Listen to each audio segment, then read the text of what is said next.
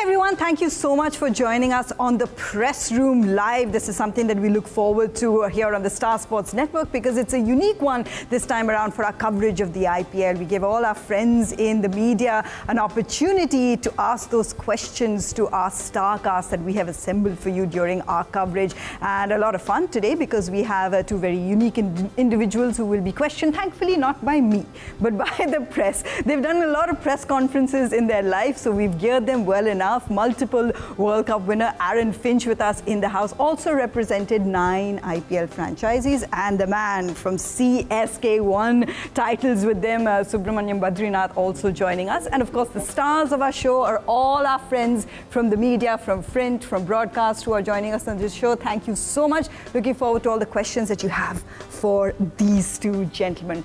Now listen, we've hit some fantastic, ecstatic numbers. I mean, we've had the viewership in 45 crore. And I think it was MI versus RCB that hit about 14 crore in terms of the viewership as well. So it's been extraordinary. And we just finished Fan Week. So the engagement of the fans is the most important thing because that has essentially been the stakeholder of this great tournament. So Finchy, we've done a couple of different things this time around. You know, one of them is an inclusion in the press room. I think you've also been in what has been the children's feed, the Super Sunday feed. So what has been exciting or different for you this time around during the coverage? The youngsters feed, that was unbelievable. That was great fun, just getting in and recording or commentating for, I think it was maybe 5 or 6 overs and playing some games with the kids. It was really cool. It was, and Badri, you know, we just went through Fan Week and you've experienced the fandom because you played for one of the most beloved franchises. And this time around, just the perspective of the fans, the kind of effect that they've had in the stadiums, the fact that I'm sure you're very happy that most of the visiting stadiums have been painted yellow as well. But from that perspective of the fans, how do you think this IPL has gone so far? Because we're at the midway stage now. I have 2 sides of the story. Firstly, of course, the fans, especially when CSK is playing, and they have been tremendous. The decibel levels going over 125. Be ready for some hearing loss if you're in the stadium when CSK is playing, to be honest. So it's been great. So every match seems like a home game for CSK. But then me as a fan as well, I think I've been a fan of the uncapped players this year. They've been brilliant. To be honest, the number of players that have come through, Harshit Rana, Mayank Yadav bowling at 156, Ashutosh and Swapnil Singh lighting it up. I think it's been great. It's been that's the beauty of IPL. I think unearthing these talents from these small little places, they get a huge stage to show what they got. So I've been a fan of these lost ball finishes and these uncapped players, to be honest. I know, don't say super over anyone. Okay, we don't know if that's going to happen just yet. Let's turn it over to all our friends here. We'll start with the Hindustan Times. I think if I've got Aditya joining me. Aditya, could you please go ahead and ask your question and just let us know who is for Aditya? There he is, up there. Yeah, hello, hi, this is Aditya. So my question is for Finch. So you have been part of the Royal Challengers Bangalore dressing room and you have played for them. So this year everything has gone bad for them with every match passing, and what do you think didn't work for them so far? Is it the auction strategy or the combination they have not been able to find? What has gone wrong for them? Well, I think there's been a couple of reasons that it hasn't gone well, and I think it does start off at the auction table. I think when you put so much emphasis on your batting group, it doesn't leave a huge amount of wiggle room for your bowling. Their lack of a world-class spinner, I guess, is something. I mean, it proved in the game against KKR. Sunny Narayan is a world-class operator, and he's somebody who gets the job done day in, day out. There's just that lack of a spinner there to be relied on consistently, and I think that they've got some issues with playing players out of position at times. I mean, Cameron Green, to trade for him for such a big price and such a big percentage of your salary cap, to then bat him in the middle order where he's not as comfortable as batting at the top is a really strange move. So you're asking a guy to do a job that he's not comfortable with from the start. So you're not setting him up for the ultimate success, in my opinion. And then obviously Maxi hasn't got going either, which hurts, I guess. When you're looking at match winners and pure impact on the match, you need your big guys to stand up, and Maxi hasn't quite done that yet this tournament. Yeah, it's been a tough one, Aditya. I hope that answered your question. I can see a Barca t-shirt in the back, so if he's an RCB fan, at least in his life, he's followed a team that has got some trophies, Aditya, so you're good on that. Ankit Shrestha, I had to do it, guys. I mean, what to do? Ankit Shrestha, you're up next. Could you please ask your question to our panel of experts here? Hi, Finch. Just a question on Pat Cummins. What's changed for the SRH under his leadership this season that the side is now looking very reinvigorated? And also, do you believe that he's trying to instill the same mentality in the SRH camp as he did in the Australian team during the ODI World Cup? Yeah, I think we've already seen that so far, the freedom that they are playing with at SRH. And I think with the combination with Dan Vittoria's coach as well, they've got a great relationship. They understand each other really well. And they're also a combination who don't get emotional around the result of a game. I think over a 14-game season, over a, I guess, T20 campaign, which is volatile in itself, you have to understand that if you start out with the process, you have to be prepared to see that through. And you sit down at the start of a tournament, whether it's the IPL, whether it's a World Cup, whether it's Big Bash or any other T20 competition, you sit down and you map out how you think you are going to win it. And you have to be prepared to stay the course because it's so volatile that as soon as you start chasing your tail, it can be really difficult because you start playing players out of position, you start questioning your moves. I think you just have to ride it out, and if it goes disastrously wrong, you have to wear that and find out what you can learn for the next season.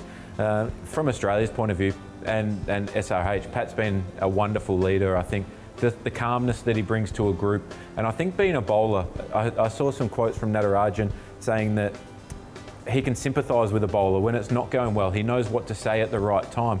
And I know in my experience as a batsman, when you speak to batters, sometimes you don't have the same understanding of, well, why did you bowl that ball at that stage? And there's more to it than just a poorly executed delivery or maybe the plan was wrong. So I think Pat's got that great understanding of what it takes to be a bowler in that situation.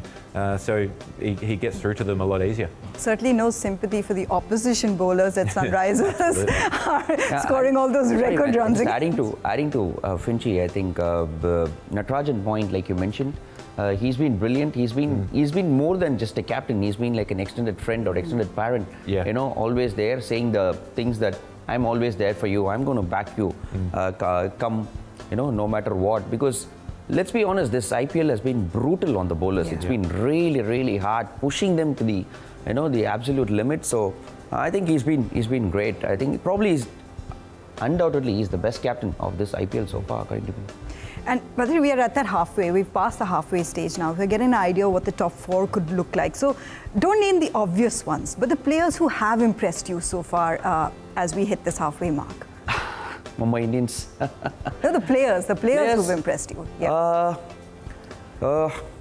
See, like I said, the Indian uncapped players definitely excite me a lot. I'm keeping an eye on these bowlers. Ashit Rana is one guy who's done really, really well. We are not talking about him so much as he deserves because he's been really good up front. He's been really good in the death overs. He's bowled those shutdown overs. Like I said, it's not easy for the bowler, and he's been picking up the goods. And of course, the Mayank Yadav, the Delhi Express, he's been an X factor. To be honest, it's so nice to see. I think a bowler coming and bowling 156, an Indian fast bowler. I've been on the receiving end from many of the Australians, but unfortunately we didn't have the teeth to give it back to them. But it's nice to see an Indian bowler giving it back. Yeah. Sometimes it feels really good. I think Ashutosh has been the one for me, the guy who's been there when it matters with the bat. I think he's won Kings a game by himself. He's got them really close in others. So I think that's a really good sign for Indian cricket. The fact that the youngsters are taking responsibility to win games for their franchises in what is the toughest competition in the world. So great signs. Those shots of Bumrah also really adds to it. Our friend from Dainik Bhaswar, Ashwin Solanki, if we could come to you, could you please go ahead and ask your question? Yeah, thank you, Mayanti. My question to Badrinath is, there's so many new captains like Gaikwad, Gill, Sam Curran. Which captain has impressed you the most throughout this IPL? Young captains, Shubman Gill has been good. I think because, let's be honest, Gujarat Titans and Shubman Gill, they've lost some key players, key players. They've lost Hardik Pandya, they've lost Mohammad Shami. So it's not that easy to immediately step up. Let's not forget he's still a youngster, just coming up the ranks. So I think Shubman Gill has been great in the way they are handling, in a way he is handling the resources and way he is handling an IPL franchise, to be honest. Indian players, foreign players, the franchisee, the coach, so many things you have to keep them in order and still keep things running. Sanju Samson, I don't know whether to call him a youngster or not, but at least with captaincy, he's a youngster and he's been phenomenal. Yeah. Probably the best Indian captain, and he's lucky he has one of the great minds with him, Sangakkara. Yeah. I'm a big fan of Sangakkara as well. So the coach-captain relationship there is really, really good. Yeah. And I would like to say Rutraj Gaikwad, but he's got Dhoni with him. So I don't know whether he's got Dhoni as his right-hand man. So he's probably a little easier compared to these guys, Sanju Samson and Shubman Gill. Rutraj's job is a little bit more easier is what I feel. Okay, we'll take the answer. We'll take Shubman as the answer. So I hope that answers your question. Diya Kakkar, I'm coming to you. Could you please go ahead and ask your question as well? Thank you, Mayanti ma'am. Hi, Aaron sir. Hi, Badrinath sir. This season, we are seeing Sunrisers Hyderabad shattering one record after the other under the leadership of Pat Cummins. So will Australia think about handing over the captaincy to Pat Cummins for the T20 World Cup? And there is another young sensation from Australia who has been making the headlines. That is, of course, Jake Fraser-McGurk. So do you see him also coming into the Australia squad? That's a couple of tough questions straight up there. Good question. Yeah, it's a really interesting question around the captaincy because depending on Mitch Marsh, his fitness, he's obviously out at the moment with a niggle. I think it's his quad or his hamstring. I'm not 100% sure, but if he's fit, he will captain the side, in my opinion. And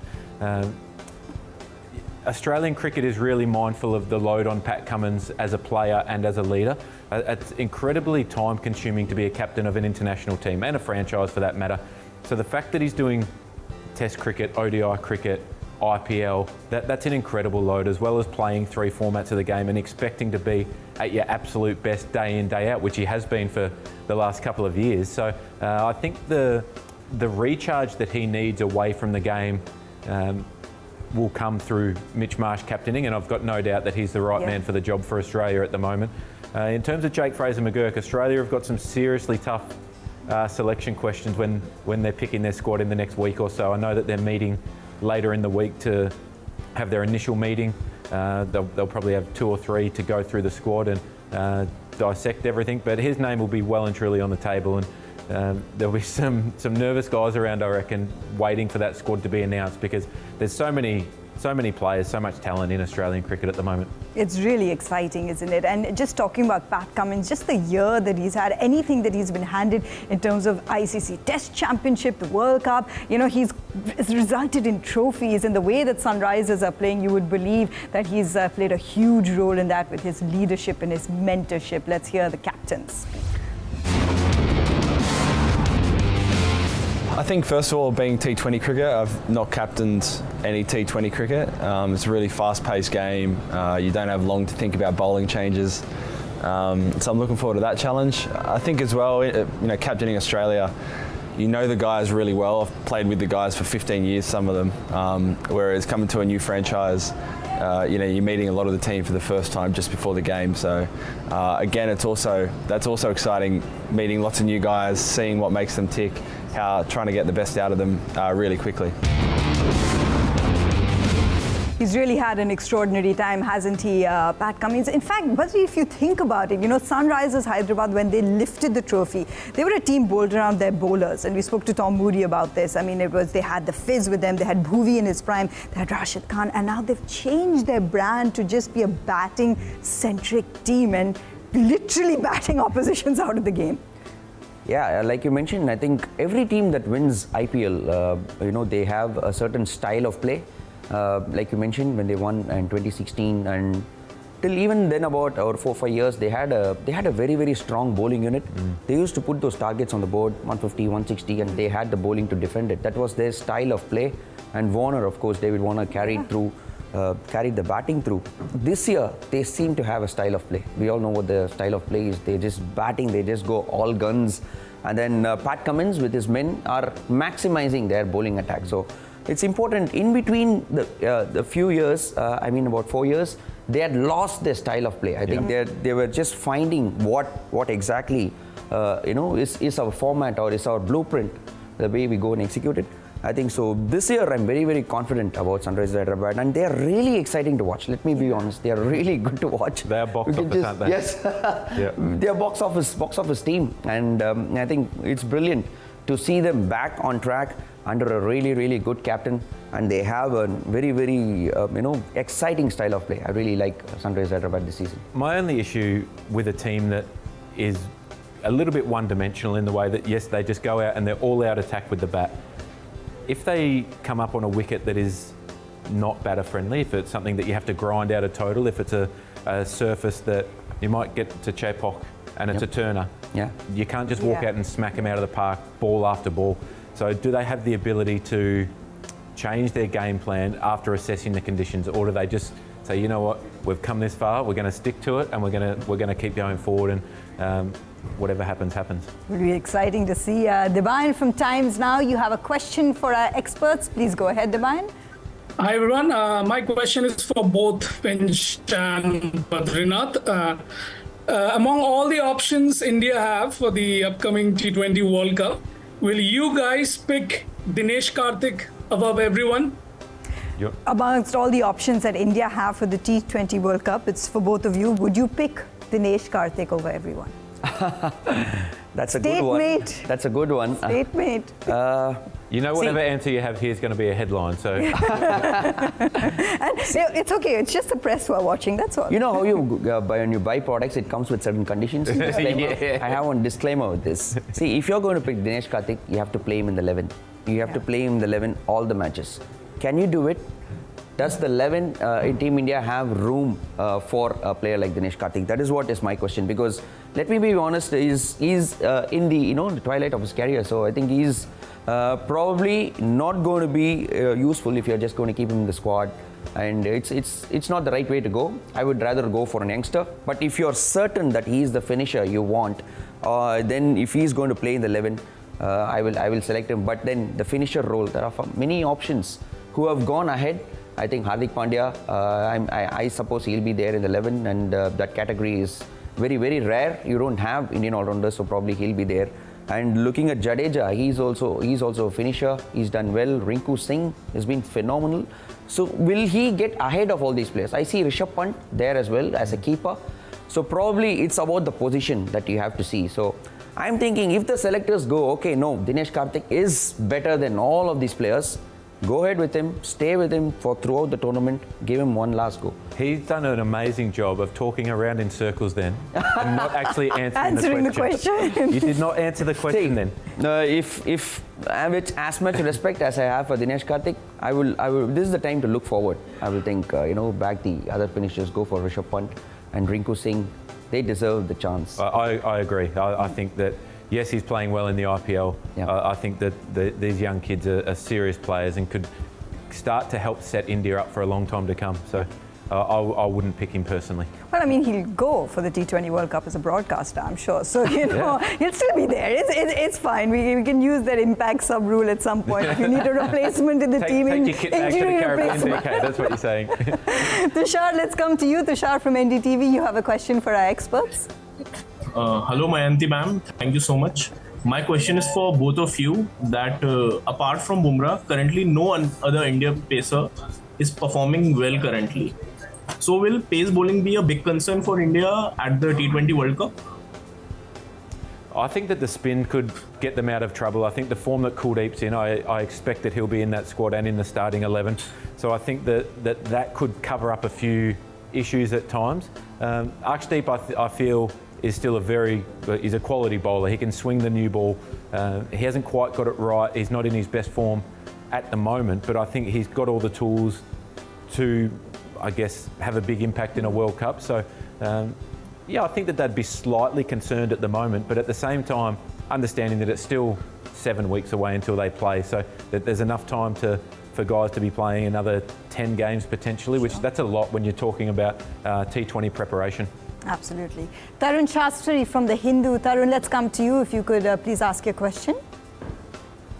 Yeah, hi. My question is to Badrinath first. CSK are playing LSG and they've not been able to win on the road. Should they make any changes? That is the first question. The question to Finch is, what is ailing Mitchell Starc? Because he's just not been able to perform up to the standard that he's at. So these are the two questions. Okay, so I don't think you heard the question. So basically on CSK and Lucknow's game, Chennai Super Kings not getting success away from home. They play Lucknow Super Giants. That's a big one as well. Do you foresee any changes from CSK's perspective? It's just one game, to be honest. Lucknow plays some good cricket, I thought. Moeen Ali's selection was really good against Lucknow Super Giants. He was the perfect foil. I will keep going ahead with Moeen Ali in place of Daryl Mitchell way forward. So that was a good change. Another change I would like to see is I would like to see Shardul Thakur in, definitely in place of Deepak Char, because he did really well in that Wankhede game against Mumbai. He bowled a brilliant 15th over, just went for 2 runs, and he's got the change of pace. He bowls. He's got more tricks up his sleeve. So I feel it'll be the right time to play with Shardul Thakur.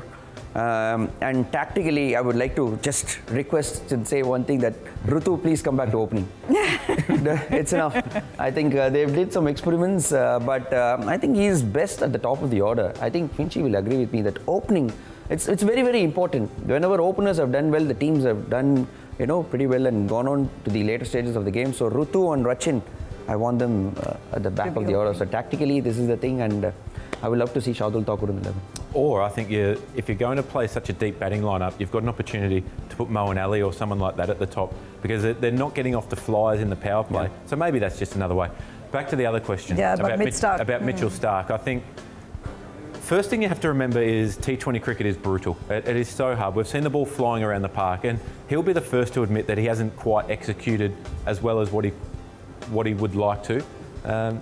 I think that he's carrying a little niggle at the moment in his stomach or his side, or something that's just not allowing him 100% fitness, which I understand is hard to get as a professional player when you're playing all the time, to be 100% fit. But I think if you look back to the over that he bowled to Karan Sharma against RCB, he only missed his line and his length by maybe a foot at each time. So it's not disastrous. I mean, what a comeback with that cotton bowl, though. I mean, that was a crucial moment. Caught and bowled, unbelievable. So I think when you're prepared to go all out at the auction for Mitchell Starc, you have to, like I talked about earlier with Pat Cummins and Dan Vittori, with Sunrise, here you go. You have to be prepared to see it through regardless. You know that when he comes good, he can win you a game by himself. And I think there's enough support around, and Harsha Rana's bowling beautifully. He's bowling important overs as well. So I think you see that through, and you'll see the best of Mitchell Starc by the end. I think adding to Finchy, I think there is one thing. Of course, see, we all say it's okay. You have to let go of the price tag, but it's not that easy. He's the most expensive player of IPL. But from a player's perspective, it's very hard to let go of it. You always feel that the tag is off you, and I think that's where probably management. Sometimes I've seen Dhoni do that. He goes to a player and says that forget about a price tag. It doesn't matter to us. Just go and play your cricket. Yeah. That's kind of an approach you need to have, because we've seen this happening in the past. Not the first time in IPL. It happened to the greatest of players when they come with that big price tag. Yeah. Comes with a lot of expectations. No matter what you do, people feel it's not enough. So it's kind of a management decision as well to have the talk with. Probably even Mitchell Starc will need it at times. Yeah, and he also didn't play a huge amount of T20 cricket over the last little while. He didn't play IPL for 9 years. Yeah, and he hasn't played any Big Bash. Yeah. So it's Australian games, international games only. Long test summer, so then you take a break to recharge your body after that. So he's probably coming in slightly underdone, which isn't a bad thing as well. People need to understand that you can't win the tournament in the first half. You can get yourself into a position where you can challenge for the finals, but you have to be playing your best cricket when the whips are cracking in the playoff. So watch this space for Mitchell Starc. It'll be very interesting. The next half of the tournament is going to be watched really eagerly because we do know that announcement is around the corner, Badri. When it comes to the selectors, they have a job to do to pick a team for the T20 World Cup. I mean, some of these names pick themselves. So Rohit and Bumrah, who's next? Oh yes, Rohit, there you Bumrah, go. They are the Pant, easiest okay? selections. So, go ahead. Definitely. Who's next? They are up there as well. I'll add a few more names. Virat Kohli. Of course. But to open? No. At 3. Yeah. Okay. Shubman Gill. I'll put Shubman Gill at the top with You're taking Rohit. him over Yashasvi? Yes. Yashasvi is not in the best of touch, to be honest. I think Rohit and Shubman. The kid's unbelievable. That's just 7 or 8 T20 matches. I just feel Shubman Gill is much more accomplished and they work well. I think Gill and Rohit perhaps have that camaraderie and it works well. I think, you know, opening is just like a marriage. I think the Rohit Shubman Gill is. You have good days and you have bad days, don't you? Exactly. And they would laugh at So, yeah, I'll put Rohit and Gill at the top. Okay. Virat at 3. Rishabh Pant at 4. Surya? At 4. Yeah, Surya will be there. Surya Kumar Yadav will come at 5. And Hardik and Jadeja. This will complete my 6, 7. 6 and 7, my batting lineup. Bumrah is obviously up there. Kuldeep Yadav, I really like the way he's bowling this year. So you got 2 spinners and Jasprit Bumrah. Now comes the tricky part. The fast bowlers, there aren't many options available, to be honest. It's the hard part, isn't it? Yeah, hard part. Mohammad Shami is going to be a big miss. I think if he's not available, I'll go for 2 left-handers. A choice between Arshdeep and Natarajan. I'll have one of these. You won't say yes to Siraj? You won't take Siraj? I'm coming to that. Oh. Coming to that. Arshdeep and Natarajan. I see one of these guys. I like a left armer at the top, opening the bowling. And then, yes, Mohammad Siraj. He'll complete. So no Chahal? No Chahal. I have to get my phone out for this because there's a couple of things that I'll say contribute to the 11. And one thing you have to weigh up is what balance of the side that they'll go with. Is Hardik going to be bowling and is he going to be a third quick? Because then that would dictate whether they play Rinku in the middle order or whether they play Dubey or they play Jadeja at 7. So if he bowls, so I've got Rohit and Jaiswal. I think one thing that don't underestimate the impact that the huge Test series had on Jaiswal. It's his first 12 months in international cricket. So mentally he would be running on empty, I think. So no Gill? I don't have Gill in the side. Oh. I've got Shubman Gill. Kohli at 3, Sky 4, Rishabh 5, and then Shivam Dubey or Hardik Pandya at 6, based on if Hardik's bowling, then he plays. If not, then I think you go with a Shivam Dubey he can float in there, and we've seen how destructive he is against spin. Yep. Jadeja, I've got Arshdeep in there, Kuldeep, Bumrah, and I've got Avish Khan as my third quick if they go that way, or with a Hardik. And then I've got Samson as a backup keeper, Siraj as a backup quick, and then either Hardik or Dubey as the miss out, and then Rinku, again, depending on if Hardik plays, then you can play Rinku at 7, Jadeja at 8. So if you're backing 4 bowlers plus all-rounders, plus the all-rounder, then Rinku plays. If they need the 5th bowler, the genuine 5th bowler, then I think that he misses out. Yeah, most of the squad is the same. I will definitely have Dubey and Rinku as the 12 and 13 there, and I would like to give a go for one of these young fast bowlers, either Harshit Rana or Mayank Yadav. I will have them just as an X factor. If Mayank is fit, I definitely have him up there because pace, it always has its value. I think he's back in the next match or so as well, which will be huge for. So, sorry to take your job off you, Mayanti. Please go ahead. Where do you think the most time will be spent with the selectors, coach, captain picking the squad? What will be the hardest decision that they'll have to preside over? I think, obviously, Hardik's place will be discussed, but I think he will get through because of the rarity that he brings. Because let's be honest, even Dubey hasn't bowled a single over. No. So that fast bowling all-rounder. Still in my 11, I wouldn't have Hardik as my 3rd pacer. I'll have him as my 4th pacer. He'll be my 6th bowler. In case need comes, he has the ability to bowl those 2 overs. And let's be honest, he's a good fielder, an excellent finisher. That spot is very rare in Indian cricket. You don't have many people who can do all these things. That's purely the reason I'll have Hardik up there, but it'll be discussed. Another thing is the fast bowler. That's a big headache, to be honest. The opening bowler, you still don't have a bowler who's going to open the bowling with Bumrah. I'm not really convinced with Hardik. He bowled for MI, but he's just still not up there. Do you want to go with Arshdeep, or do you want to go with somebody like a Harshit Rana or someone else? I don't know. Still, that is going to be an area where the selectors are going to spend a lot of time on the fast bowlers, because Mohammad Shami not available, Mohammad Siraj not in the best of form. So that is one area where the selectors are going to be spending. Oh, it's going to be a conversation. Yes, you can wrap up. I was at KKR when Harshit Rana came in as a replacement and ended up playing at the end of the tournament.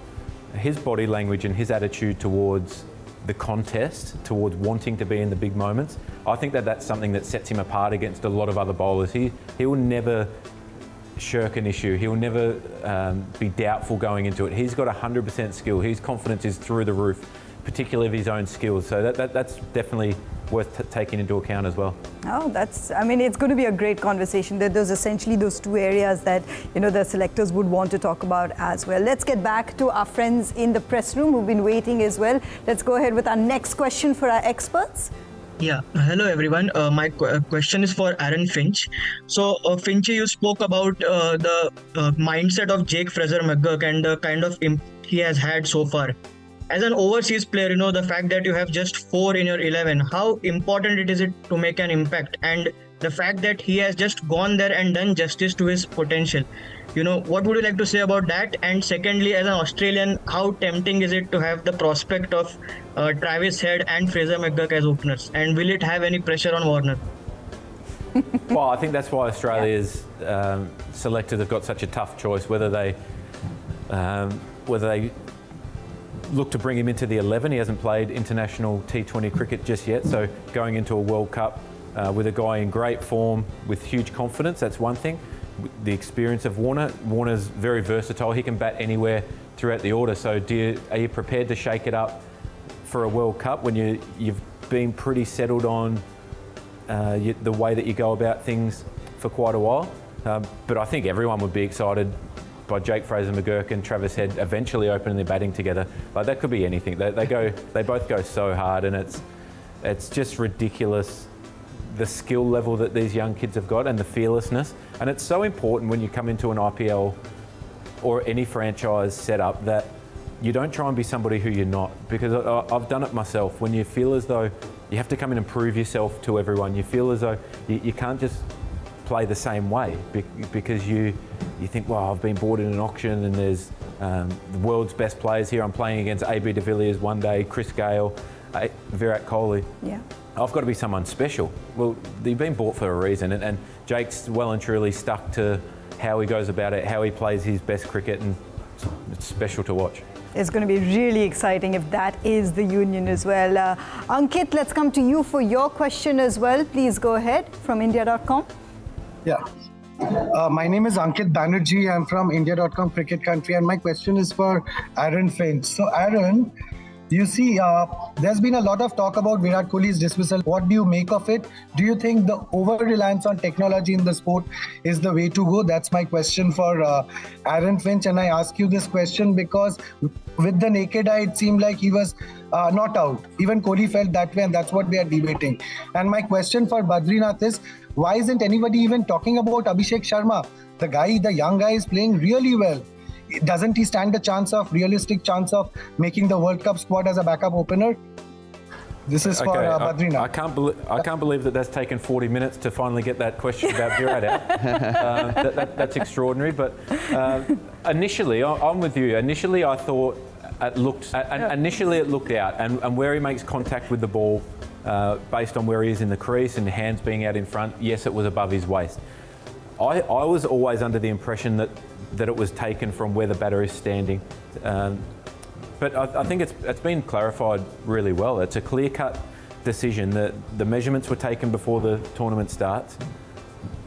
It's at the popping crease, and it was below that height at the popping crease. So I think the right decision was made in the end, but there was so much confusion, which then caused so many opinions to pile on top of each other and divide everyone, because you're not in. No one's on the fence on this. You're either in one camp or the other. So it's. I think the right decision was. I think the over-reliance on technology I don't think it's an over-reliance. I think it's being used effectively because we're seeing the right decisions being made more often than not. I think the umpiring standard needs to improve so that the technology doesn't have to be used as much. There's been far too many decisions have to be referred and overturned in this IPL, in my opinion. So, I don't think that it's an over-reliance. I think it's necessary at the moment. That's true. Question on Abhishek. Abhishek, yes, he is probably the most exciting talent in this IPL. But having said that, it's not about the player. It's always about the position. I think always position precedes the player. You can be the best, but will he be able to replace a Rohit Sharma or a Shubman Gill or probably Yashasvi, who's already done well? So and maybe Virat. There's a chance of even Virat Kohli opening. You can fit in another middle order batsman. So. It's only about position. I think he is an exciting talent, and I'm sure at some point he is going to come into the Indian team. But perhaps he might have to wait a bit because that opening slot is just way too crowded. There's so many players, and we haven't even spoken about KL Rahul. So he's in the mix as well. So it's only about position. It's not about the player. He deserves a chance. He'll come into the Indian team. Sanju Samson is opener as well. So you've got a lot for those contenders. Two of them, Ishan Kishan as well, and then you've got those as the wicket keepers. Let's not go there. Let's instead go to Nikhil from ETV Bharat. Nikhil, please go ahead and ask your question. Yeah, hi Mayanti, this is Nikhil from ETV Bharat. My question is to both Aaron Finch and Badrinath. Your thoughts on improvements of Riyan Parag as a player, and do you think when Ajit Adatkar and the selectors fit, he could be one of the potential names who could go on a flight to the US and the Caribbean for the T20 World Cup? Well, not according to the list that you gentlemen just said, but I mean, the improvement, that's a valid question. 4 years, I'll just add to that, 4 years with Rajasthan Royals prior to this, his average was under 17 for 4 years, and he played most of the games. Yeah, you know about the share market. Once you stay invested for long, the returns are good and big. But good for Rajasthan Royals. They've stuck, through it for the 4 years. They've invested in Riyan Parag, and it's coming out really well. From I think Riyan Parag as a player's perspective, I think it's not about his game. It's not about the way he's playing. I think he's just shifted his focus into just playing his game. To speak for itself. Earlier, we all know that he was always been the flamboyant type, a little bit more active on the social media and off it. I think as a player, it's important to shut down all the noise and just be who you are on the cricket field. That's what matters the most. What you do with your bat in hand, what you do with the ball in hand, that should speak volumes. He's come off a very, very good domestic season. He's done the yards. I'm happy for the boy that he's gone out there, he's played the domestic cricket and he's done really well. He's come into good form into the IPL. He looks much more fitter. He's doing lesser posts on social media and I'm sure he's spending more time on the field out there as well. So I think he's doing the right things. He's maturing as a cricketer and he's done the yards. I'm happy for Riyan Parag. I think the emotion around IPL is always heightened when a player. Yes, he's had a good domestic season, but IPL is different. International cricket is different again. The pressure is different, the quality is different, just the consistent standard is different. So one thing that people often do is they look at 6-7 innings of a player and think, well, he has to play for India or he has to play for Australia. But there's guys that have done it for 10 years. There's guys that have done it day in, day out for 5 or 6 years who then finally get their opportunity. So, yeah, like you said, it's great that he's being more consistent. He looks like a more complete player even at the crease. He looks really in control. So it's great to see. And maybe you talk about him for the next World Cup if he continues to keep building on it. It's not just a 3-week good run of IPL form that should get you over the line. Yeah, but as Badri mentioned, it was also a breakout season in domestic as well, and that really mattered. Put in the hard yards, so that's just paying off. We've got Aditya from Hindustan Times, I believe. Aditya, please go ahead with your question. So my question is for Badrinath this time. So we have seen many senior players openly talking about the drawbacks of the impact player rule. How do you think it is affecting someone like Shivam Dube in terms of getting chance to bowl, and which is making his case a bit weaker in terms of getting into T20 World Cup squad? I see the impact player as a very, very positive thing, purely from a perspective that instead of 11 players getting an opportunity, another player is getting an opportunity to showcase his skills, and that is what it's all about. And it brings in more tactical perspective to the game. If Shivam Dube can bowl well, he can still be on the field. But there is some other better bowler or a better fielder who gets an opportunity, and that's the reason probably Shivam Dube is not there. He's been given a very, very specific role. He's become a middle over specialist. Yeah. The middle overs, he comes in when there are the slower bowlers around, when the spinners are bowling. That's where he is the most effective. But with ball in hand and on the field, there are some other players who are much more effective. So they are getting an opportunity to be on the field at that point. So I think an impact player rule is a pretty positive thing. Of course, it's made it hard for us as broadcasters, for captains, it's giving a little bit more headache. But I think it's positive only because another player is getting an opportunity to be out there on the field and showcase his skills. I totally disagree, sorry. I totally disagree. I think that for a captain, it's made their job so easy.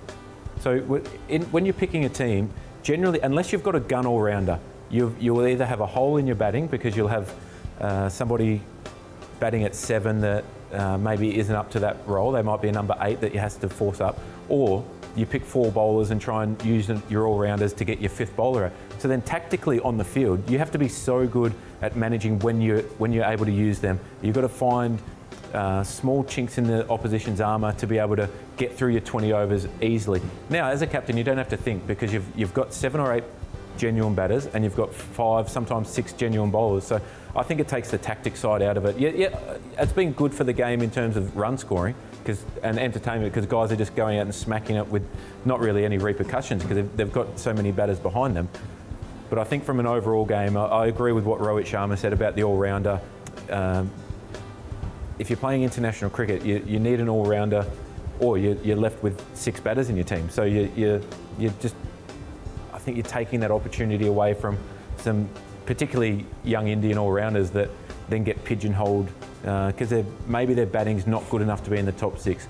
Maybe their bowling's not good enough to be in the first 4 bowlers. But as a package, they might be really good, but they just get left behind because there's no need for them anymore.